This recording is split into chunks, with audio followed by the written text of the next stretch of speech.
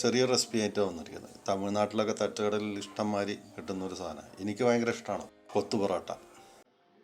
അതിലേക്ക് വേണ്ടത് beef fry, ഒരു പൊറോട്ട നുറുക്കി വെച്ചത്, പച്ചമുളക്, ഒരു വലിയ ഉള്ളി നുറുക്കിയത്, അര തക്കാളി നുറുക്കിയത്, ഒരു കോഴിമുട്ട, ഗ്രേവി, മീറ്റ് മസാല, കുരുമുളക് പൊടി, ഉപ്പ്.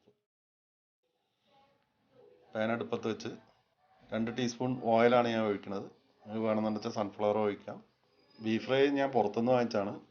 നമ്മൾ വീട്ടിലുണ്ടാക്കുകയെന്ന് വെച്ചാൽ ഒന്നും കൂടി നന്നാവും. അതിനായി ബീഫിൻ്റെ ഗ്രേവി തന്നെ ഉണ്ടാക്കണം, എന്നാലേ അതിൻ്റെ ടേസ്റ്റ് ഉണ്ടാവുള്ളൂ. ബീഫിൻ്റെ കൊത്തു പൊറോട്ടയാണ് നമ്മൾ ഉണ്ടാക്കുന്നത്, അപ്പോൾ അതിലേക്ക് ചിക്കൻ്റെ ഗ്രേവി ഒഴിച്ചാൽ അതിൻ്റെ ടേസ്റ്റ് ഉണ്ടാവില്ല. എണ്ണ മൂത്ത് കഴിഞ്ഞാൽ നമുക്ക് ഉള്ളി ഇടാം.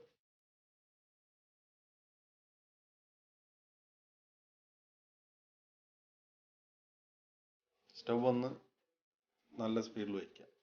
തക്കാളി അരിക്കിട്ടുക.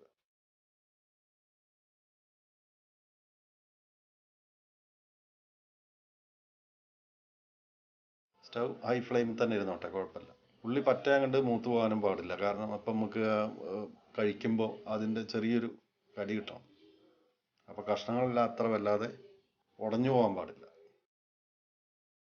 ഉള്ളി പെട്ടെന്ന് മൂക്കുന്നതിന് വേണ്ടി ഉപ്പിടുക. നന്നായിട്ടൊന്ന് ഇളക്കി കൊടുക്കുക. പിന്നെ നമ്മളിതിൽ മുളക് പൊടി, മഞ്ഞൾപ്പൊടി, മല്ലിപ്പൊടി ഇതൊന്നും കൂട്ടുന്നില്ല, കാരണം കറിയിലുണ്ട് ബീഫ് ഫ്രൈയിലുണ്ട്. തമിഴ്നാട്ടിലൊക്കെ അവർ അജിനാമോട്ട അടക്കത്തിൽ ഉപയോഗിക്കും. മുളക് ഇട്ടുകൊടുത്തു. മുളക് ഇട്ടുകൊടുത്ത് അത് ഓപ്ഷനിലാണ്, വേണ്ടവർക്ക് ഇട്ടാൽ മതി. നല്ലത് പച്ച കടിക്കുമ്പോൾ അതിൻ്റെ ഒരു ഹാഫ് വേവ് ചെയ്യുമ്പോൾ അതിൻ്റെ ഒരു ടേസ്റ്റ് അതാണ്.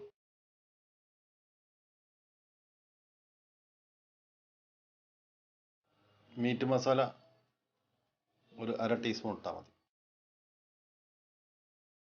കുരുമുളക് പൊടി ഒരു 1/4 ടീസ്പൂൺ.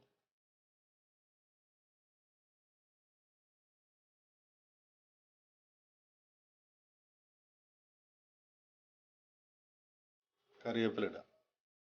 കറിവേപ്പില ഇട്ട് നന്നായിട്ട് ഇളക്കി കൊടുക്കുക. ഇതിപ്പോൾ നമ്മൾ ഒരു പൊറോട്ടയായിട്ടാണ് ഉണ്ടാക്കുന്നത്. 2 പൊറോട്ട ഉണ്ടാച്ചാൽ ശരിക്ക് ഹെവി ഭക്ഷണം കഴിക്കുന്ന ഒരാൾക്ക് മതിയാവും. കാരണം നമ്മളതിൽ ഒരു പൊറോട്ടയ്ക്ക് ഒരു മുട്ട എന്ന കണക്കിലാണ് ഇടുക.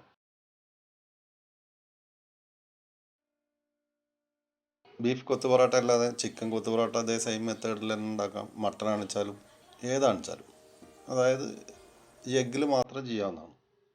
നല്ല ടേസ്റ്റ് ആയിരിക്കും. ഗ്രേവി ഞാൻ കുറച്ചാണ് ഒഴിച്ചിട്ടുള്ളത്. ഒരു മീഡിയം ഗ്രേവിയാണ് നല്ലത്. ലൂസ് ആക്കണം എന്നുണ്ടെച്ചാൽ കുറച്ചും കൂടി ഗ്രേവി ഒഴിക്കാവുന്നതാണ്. പൊറോട്ട ഇട്ട് അത്യാവശ്യം നന്നായിട്ട് ഇളക്കി കൊടുക്കുക.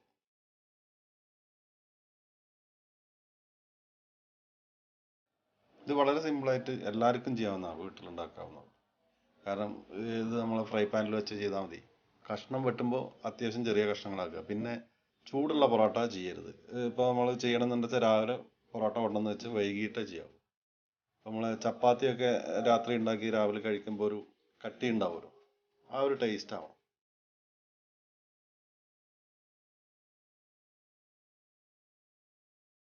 പൊറോട്ടയിലേക്ക് ബീഫ് ഇട്ട് കൊടുക്കുക. ബീഫ് ഇട്ട് കൊടുത്തിട്ട് നന്നായിട്ട് ഒന്ന് ഇളക്കി കൊടുക്കുക. അപ്പോൾ കുറച്ചും കൂടി കറി ഒഴിക്കാൻ തോന്നും, അപ്പോൾ അതുകൊണ്ട് വറ്റ ഡ്രൈ ആയതുകൊണ്ട് കുറച്ച് കറി ഒഴിച്ചിട്ട് ഇളക്കുകയാണ്. ഇപ്പം നമ്മളെ കൊത്തു പൊറോട്ട റെഡിയാണ്. ഇനി ഒരു പ്ലേറ്റിലേക്ക് വെച്ച് സെർവ് ചെയ്യാം. കുറച്ച് വെളിച്ചെണ്ണ നമ്മൾ പാത്രത്തിലിട്ടതിന് ശേഷം മുകളിൽ തെളിച്ച് കൊടുക്കുക. അപ്പോൾ അത് നമ്മൾ എടുക്കുമ്പോൾ തന്നെ അതിൻ്റെ ഫ്ലേവർ എല്ലാം നമുക്ക് കിട്ടും. ഈ റെസിപ്പി നിങ്ങൾക്ക് ഇഷ്ടമായാൽ സബ്സ്ക്രൈബ് ചെയ്യാനും ലൈക്ക് അടിക്കാനും മറക്കരുത്. അടുത്ത റെസിപ്പിയുമായി വീണ്ടും കാണാം.